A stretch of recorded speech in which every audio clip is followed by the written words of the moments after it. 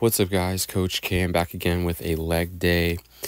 This video I want to discuss ranges of motion and tempo. So when we talk about range of motion, what we're referring to is how much you move a joint in an exercise. A lot of people online think that if you move greater and have a greater angle of movement across an exercise, that means you stimulated more muscle fibers than if you just did half reps or partial range of motion. This is not true, and this is because muscles are not stimulated based off range of motion. They are stimulated based off of fatigue and effort, contracting them unto failure, until a point where you cannot continue the exercise. So range of motion can be shorter. You can use half reps if you want to. What's more important is that you standardize how you train for each exercise so that you can track it and make progress over time. If today you use a bigger range of motion and the next time you use half reps, it's going to be much harder to track and see that you made any progress. You can train with half reps if you want to. You might not be as strong in kind of more extreme ranges, but it's not going to change your muscle growth results. As far as tempo goes, right? So let's back up and remember that the stimulus is contracting your muscles.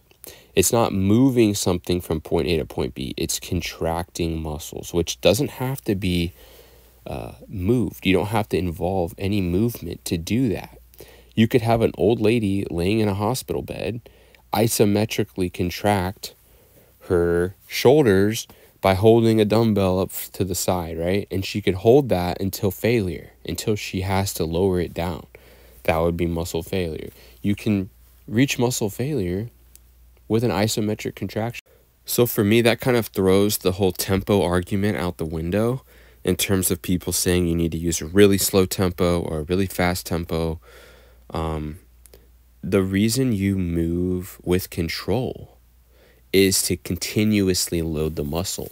That's the only thing. It doesn't matter if you're moving a little faster or a little slower. You're all getting to the same point, which is the most fatigue and muscle failure. You have to have fatigue. You're not avoiding fatigue by moving quicker or using a heavier load. You're not avoiding it. You're still getting there. You're just getting there in a shorter time, and you have an increased risk of injury because you're using more load, which puts more stress on your joints. So what you want to do is contract your muscles under control. Lift and lower with control so that they're continuously loaded. When you move fast, you use momentum and acceleration, right? When I used to train max reps for pull-ups or a pull-up 1 rep max, I would move as fast as possible. Why? Because it's easier to move faster.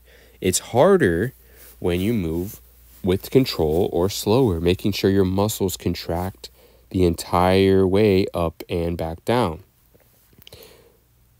It is hard to train to failure, and it doesn't matter if it takes you longer to reach failure or shorter to reach failure. Both of those are hard, and provided you're being honest with yourself and putting the most effort in possible, it's not going to make a difference in your results. So you don't have to train heavy or light. There's a sweet spot of weight in the middle that I recommend you investigate and find.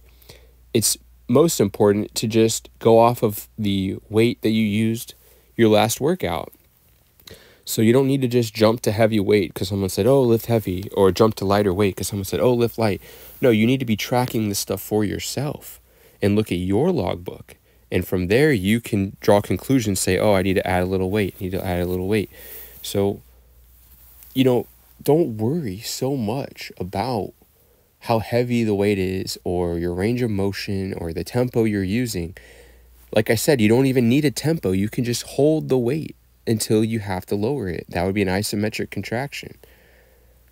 So make sure if you're going to choose to lift weights and move them with control so that the muscle is continuously loaded and inroaded, fatigued, right? Deeply fatigued to failure. That's the goal. That's the goal of exercise. That's what exercise is. It's safely and efficiently contracting muscle fibers to failure. The load you use, the exercise you use, while using a more stable exercise can be more beneficial and helpful. It's not actually required. You can use something like dumbbells, which might be seen as unstable or less stable. It's all going to work provided you can put forth the most effort you can and track your progress over time, make progress over time. So hopefully you guys learned something from this video. Subscribe.